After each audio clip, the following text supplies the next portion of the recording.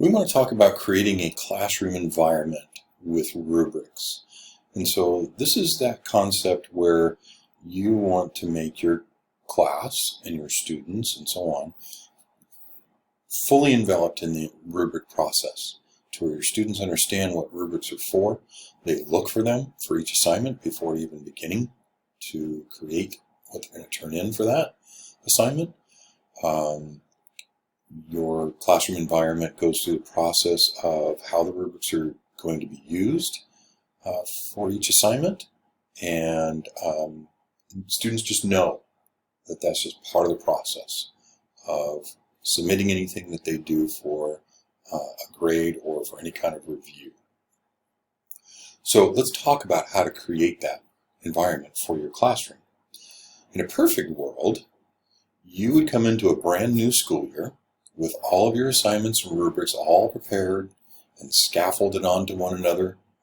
You would have some introductory materials prepared to go over with your students to fully explain what rubrics are and how you and they will be using them throughout the year, including how they can use them to their advantage in terms of knowing exactly what you are looking for in each and every assignment that they turn in this year before they submit those assignments.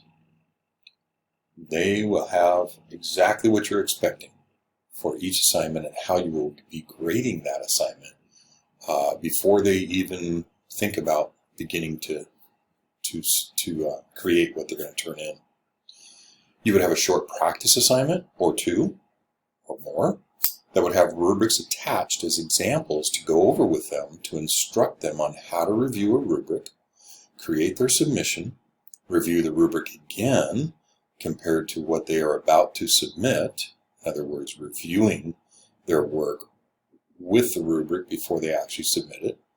And then the entire class could be involved in a rubric scoring exercise for each student to see what score they would have received on this assignment if it was a real assignment for class worth points. You would go through this process multiple times with your class until you felt confident that the students were fully understanding this entire concept of how rubrics are going to be used. And then the first few real assignments worth points that you have planned for the year will involve more of a review process each time one is graded. This way the students will know fully what is going to be expected of them this particular class year and how the rubrics are going to be used to score their submissions and how they can use them to their advantage in terms of knowing what you're looking for. And so in a perfect world, we would set all this up right at the beginning of the year. Everything would be fresh, all those kinds of things. But if you happen to not be taking this course during summer or whatever, to where you're right in the middle of the school year, but yet you want to institute this, let's look at if it's not a perfect world. Let's look at a different timing of things. So if the world's not perfect and we're going to start this some other time, maybe at the beginning of a new semester or other grading period, quarter, whatever it might be, a new class for you.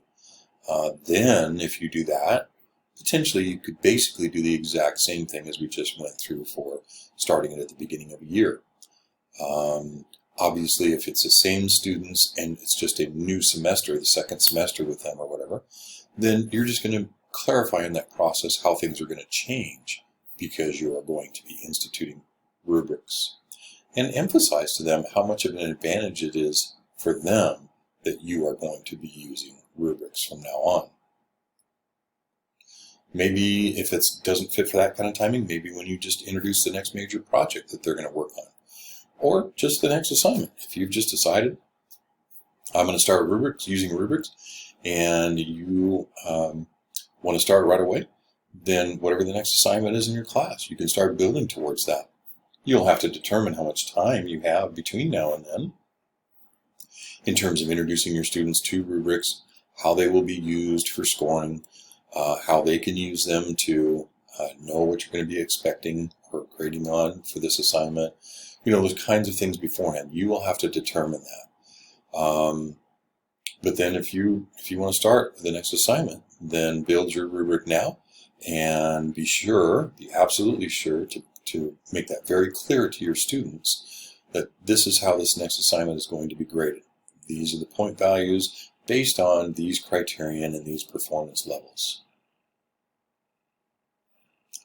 So again, just simply begin with the next assignment. If that's what you want to do, then again, you just want to make sure everything is very clear to your students in that process. Whenever you begin, beginning of a year, semester, major project, next assignment, whatever it is, just be sure to get feedback from your students. To give good feedback to your students, in addition to the rubric, but also to get feedback on how they're thinking about it, how they're doing with it, if they think it's helping them, what more could you do in the rubric to make it more helpful to them, those kinds of things. And so get feedback from your students of how the process is going. And again, that's why it would be an advantage at the beginning to be able to do some kind of practice rounds with some rubrics within your class. Be sure to build on each successive assignment then by emphasizing the importance of the rubric. That is going to be how they are graded as you continue to work through assignments in class. Emphasize reading through the rubric, that they need to read through the rubric for each assignment before they are given a chance to begin working on it. I say they.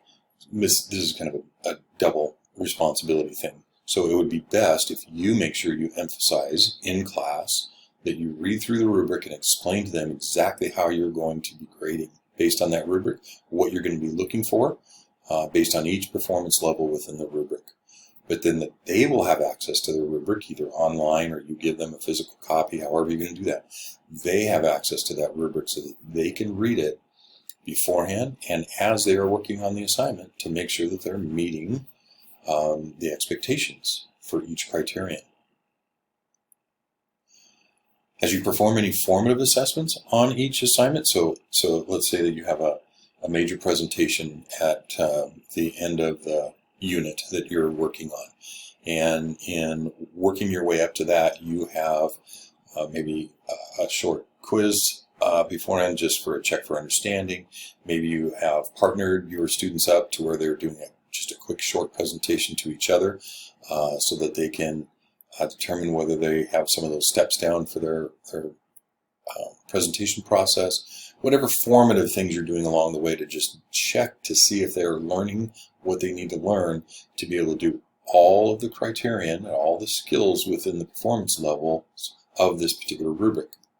So you're doing some baby steps along the way to make sure that they're learning what they need to learn. So as you perform those formative assignments, ask the students to look over their particular submission that they're going to submit for each one and compare it to the overall rubric also, so that they can see what pieces fit within that overall rubric for the presentation at the end, because you're building toward that major project. Create some assignments where you can do a class-wide rubric review with them. I mentioned this before. Or do a peer review process with them by using the rubric. So again, maybe you want to partner them up or put them in groups of 3 or whatever, and they basically hand their assignment to the next person, and that person goes through the rubric as if they're the teacher and scores their assignment based on that. And so it's a training process for them, and it's a training process for the person being reviewed, for them to be able to look through and then have a conversation with their peers as to why they scored them that way, why they didn't see, there might be this conversation, well, yeah, I did include that, it's right here. Why did you not see that? And maybe that other person can say, well, I didn't feel like that really hit that particular. And there could just be a discussion about the process to where everybody's learning about the rubric scoring process. So once we get into this and get it introduced to our class, again, how do we create then this classroom environment that this is just the way our classes run now? And so we want to develop that process over time. So again, we want to begin with the end in mind. We want to begin with the fact that we want rubrics to be used for each assignment in our class. We want those rubrics to build skills. We want those rubrics to be very clear in terms of what they're going to be grading on, scoring on. We want our students to be using them before and after the assignments to see their feedback afterwards, but before, so they know what's expected of them. And so we want to begin with all those things in mind as we start this process. We want to devise a step-by-step process then for our students that will help them understand how the rubrics are going to work and how you will be using them in class. So as you're beginning to think about how you're going to institute this, whenever, again, whether it's at the beginning of the year, beginning of a semester, beginning of a major project, however you're introducing this process to build this over time, you want to create this step-by-step process. Depending on your students and their level of learning and their age level or grade level, those kinds of things, you might be able to introduce this a little bit faster, or you might need to introduce it a little bit slower, as I described in that perfect world scenario. Okay. Be sure to provide timely and thorough feedback by way of your rubrics. So if you give an assignment and are using a rubric for the first time or one of the first few times or whatever with your classes, be sure to grade those things relatively quickly so that that assignment is still fresh in their mind and that feedback will make sense to them because they had just completed this assignment recently, and so they remember going through the rubric to try to create the assignment.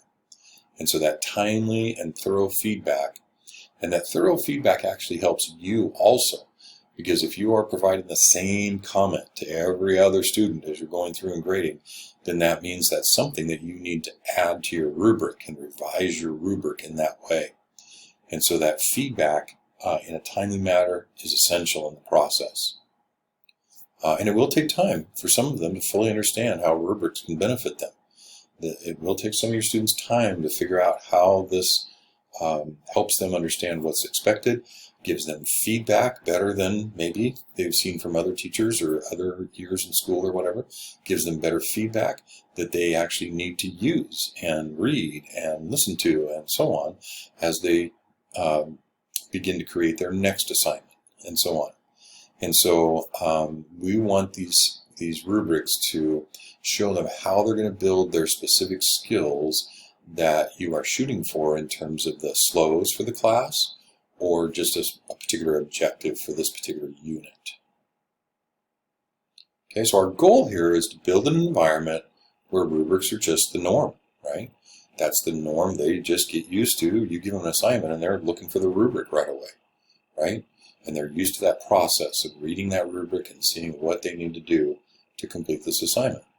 So students will expect a rubric every time that you give an assignment out, and they expect it to describe exactly what you'll be looking for in whatever that they turn in, whatever kind of assignment this is, right? They will develop their ability to learn because they will get used to this process of using rubrics, and they will use that to learn and build on specific skill areas, especially if it's an assignment that's repetitive, basically, like an essay every week, and you use the same rubric. They will begin to develop those specific skills in your rubric. Also, rubrics, I'm not sure that we talked about this throughout the course, but rubrics can also help parents get more involved in helping their students, right? If their particular child asks them to help them with whatever the assignment is, whatever they're stuck, they just need some help. And maybe you are a parent yourself and you get some of these assignments from other, your child's teacher, and they don't necessarily make sense to you in the first reading or whatever. I don't understand exactly what the teacher is asking for here. Well, that rubric, assuming that the student shares it with their parent, can make it very clear to that parent exactly what you are looking for this assignment. And so that parent can step in and help their child with this assignment. Once this environment is built in your classroom, once the rubrics are the norm, your class will run so much smoother. It will be smoother in terms of students' ability to understand what you expect for each assignment, and hopefully you will not get those assignments submitted any longer where it looks like the student just had no clue what the assignment was about, what the instructions said. You don't even know if they were there the day that you assigned this assignment and explained it and so on, right?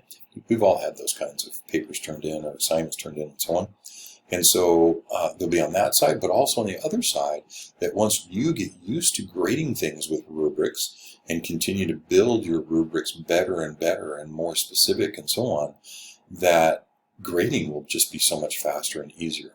And so your kind of background runnings of your classroom will run so much smoother and save you a bunch of time and help you focus, be laser focused while you're grading, and be looking exactly for the things that you kind of pre-programmed into it, what this assignment should be showing you in terms of the student demonstration of learning. So that's a methodology for building a classroom environment with rubrics. And it's a time process, definitely built over time. But I believe you can do it to where it's the norm in your classroom with your students and so on relatively quickly, in a relatively quick process and so on. Your students will catch on to it. And I believe, again, that you will feel like you have a much smoother running classroom once you build an environment with rubrics.